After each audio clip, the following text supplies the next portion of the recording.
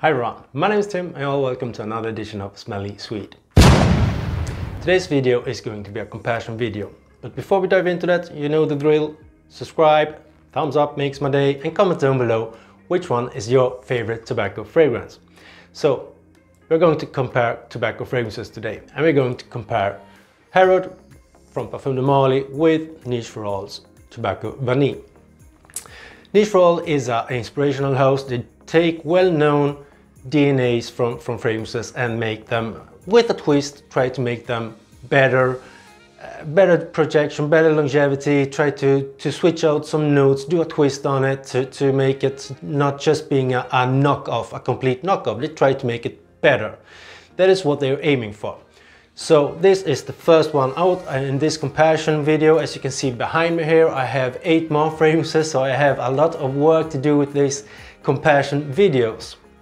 So if you've been to this channel before and you have been following me, you do know that Harrod is one of my favorite fragrances. And I once compared, or I once tried to show what I get from Harrod in matter of the tobacco, and that is that it is kind of like this tobacco. Pipe tobacco, nice, soft, rich, moisty tobacco, and that is truly what I pick up from Harrod. Do I get the same feeling with Tobacco Vanille from Niche4all? I do get that. I do find that they are very similar when you spray them in the opening.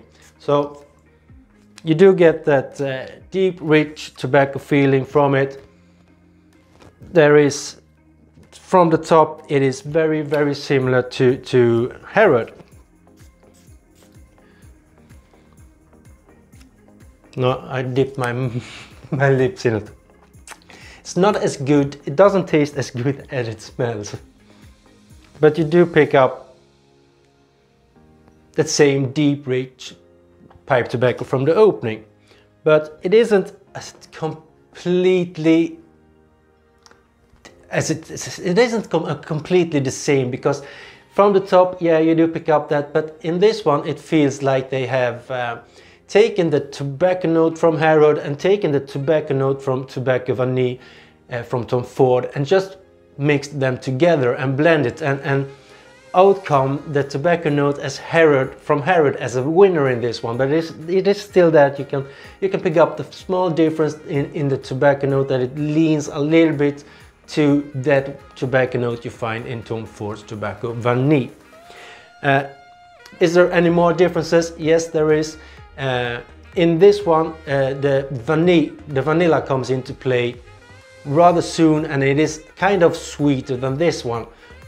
But when it starts to dry down, when it starts the vanilla starts coming through in this one, at that point is when they're almost similar to each other.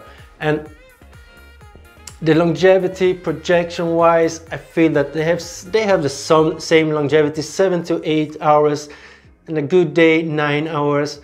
I do feel that this one, however, has a bigger scent bubble, bigger sillage, bigger scent trail, so to speak.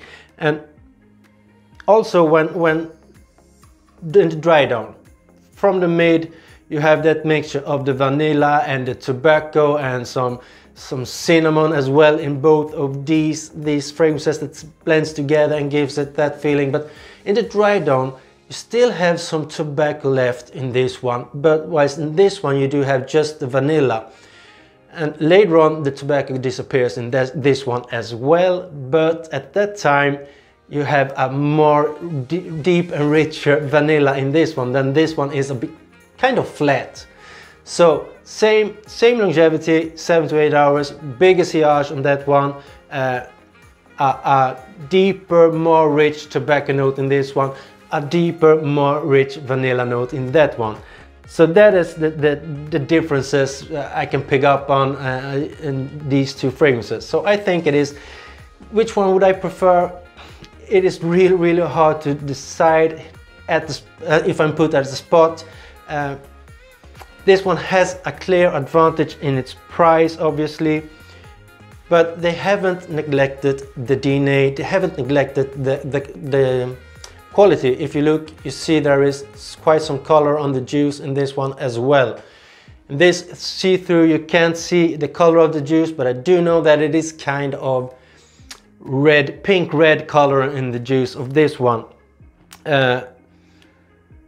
Price point advantage for this one. Status so far advantage for that one. The bottle is quite nice looking bottle, and you do have, it's kind of heavy. This one is still, it is an easy bottle, but I think it has its charm. It is in the simplicity.